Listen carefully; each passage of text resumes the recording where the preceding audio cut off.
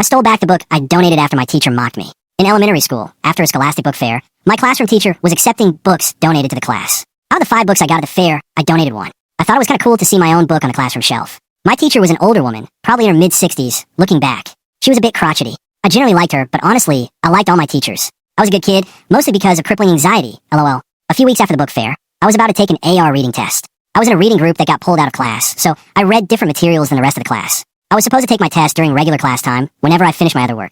So I was used to just going over to the computer and doing it. That day, I asked this kid, Lucas, if I could use the computer after him. When he finished his test, I took mine for a completely different book. I guess I either didn't hear or didn't process whatever the teacher said to the rest of the class. Maybe I wasn't even in the room when she said it. I don't know. But after I finished my test, she looked at me, held up a notepad with a list of names, and loudly announced to the class that there was a cheater who had cut in line. It turns out the rest of the class was scheduled to take a test on the same book, and there was a sign-up sheet for the computer. But I had no idea. I wasn't even taking the same test as them. I tried to explain that I didn't mean to, it was a totally innocent mistake.